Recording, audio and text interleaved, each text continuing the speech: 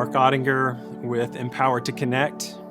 And when we think about our children's behavior, as a dad of 6 kids, when I think about how I'm going to correct a behavior while also building trust and connection with my child, it can be and is often overwhelming. And so when we step into this discussion about the ideal response, I first want to say it is key that we know our child and that you know yourself. Every single one of us are unique. Every single one of us are wired a little differently. There is no formula.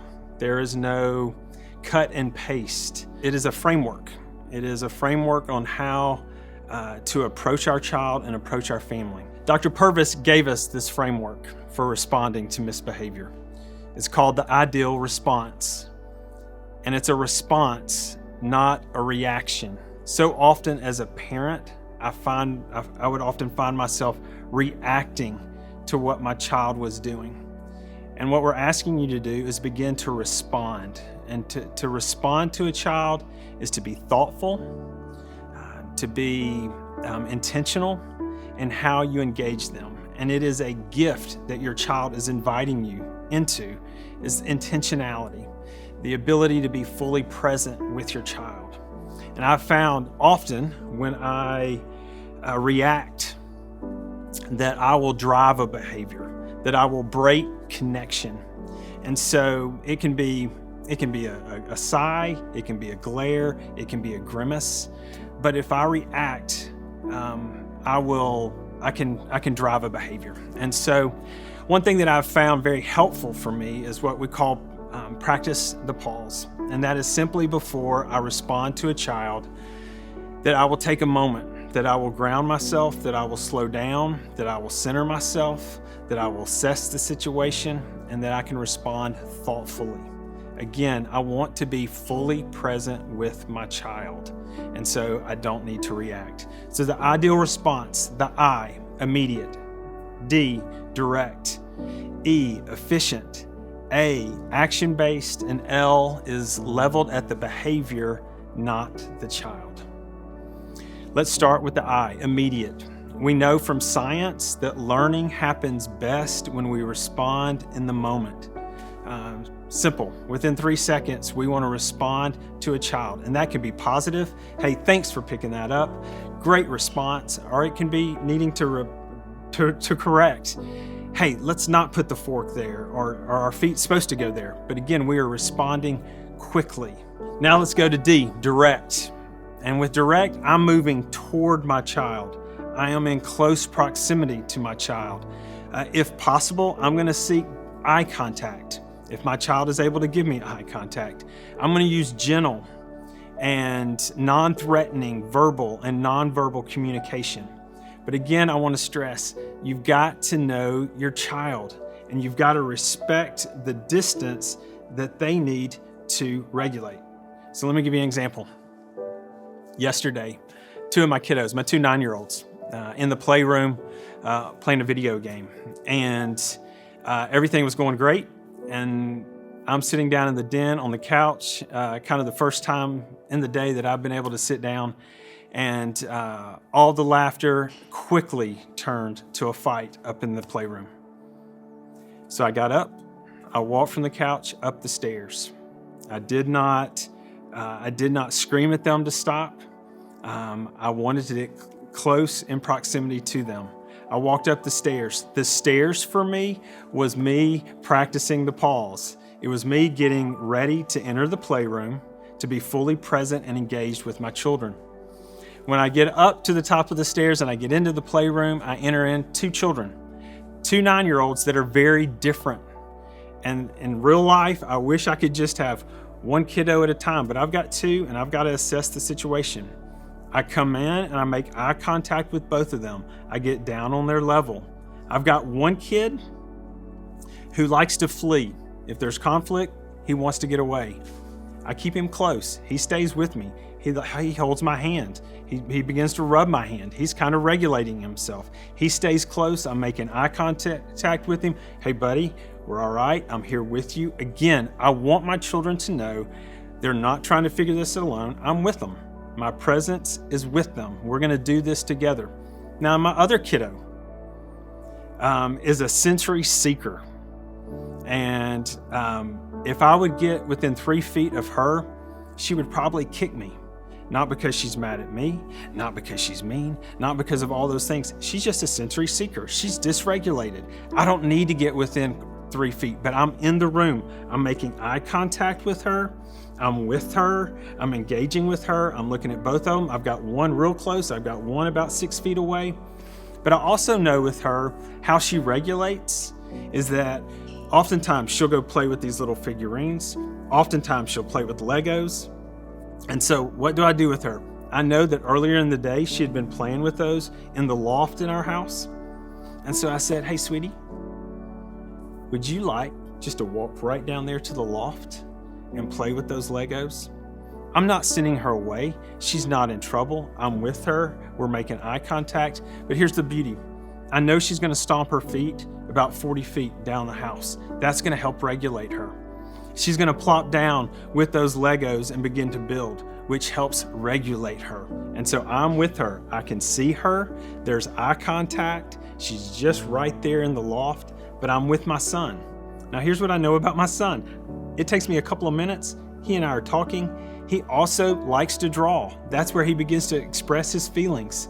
And so he's regulated. I now get him coloring, and he sits down to color, and I say, buddy, I'll be right back. I head to my daughter and I plop down with her. I do not just dive in starting to play. I just sit with her. I want her to know I'm with her, and I'll let her lead. When she's regulated, she's going to invite me in. And sure enough, about 30, 45 seconds later, she starts playfully engaging with the Legos, and then I dive in building Legos with her. Now I know she's regulated. I hop up, we go back to the room. Both kids are now regulated. And I'm going to come back to that story in a second. I want to briefly talk about teenagers. And with any child and with a framework, we're giving you a framework. There is nuance. And I want to say it again. You've got to know your kid. I have 4 teenagers. Each one is unique. Approaching them directly is different for each one. For some, I can come close. For some, I just need to be in the room. For some, they might be in the other room, and where they want me is in the other room texting with them. It depends. Each relationship is different. There is nuance.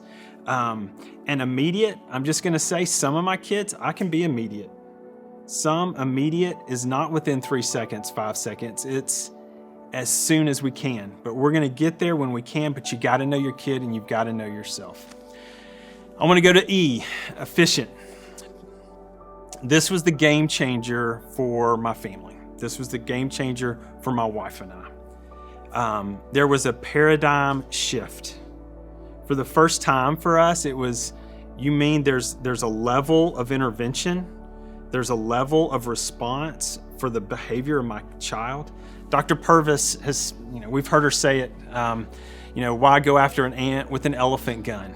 And if I'm honest with you, the only tool I had in my tool belt was an elephant gun. And so that story that I told you earlier about going upstairs and practicing the pause, years ago, I would have gone in hot, I would have gone in heavy, and I would have escalated what happened with my 2 9-year-olds. The community that we were living in, our mentors, our friends, the books we were reading, before we came to TBRI, if I'm honest, it was nip it in the bud. It was because I said so and when I said so. I need you to do this with a happy heart. I need compliance at all measures. I need you to do it right, and I need you to do it right the first time. And if I'm honest, our home was a mess. Ton and I have shared this story many times, but our marriage was not well. We were not on the same page of how we were going to parent. I was not the dad I didn't know I was going to tear up. I was not the dad that I thought I would be. And I remember going to bed at night just thinking, what in the world am I doing? Our house, there was no joy, there was no peace, there was chaos. The relationships in our home, There was a lot of friction. And so levels of response brought hope. And it was this light bulb moment for us of saying, kids are simply going to be kids. And they're going to do the best they can when they can. And Tana, my wife, she said it like, when our children are doing age-appropriate things inappropriately, you mean I don't have to lose my mind. And we can respond with play.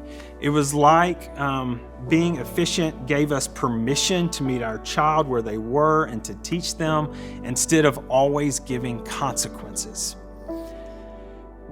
It gave us permission to adjust our discipline response to the thing at hand, which was a major shift. That if we needed to be playful, we could be playful. If there needed to be a little more structure, there could be structure. If we needed to help calm the situation, we could be calm. We could be proactive.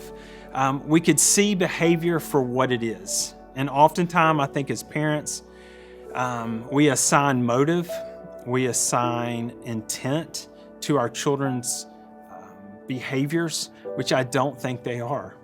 Behaviors are what they are. It is communication.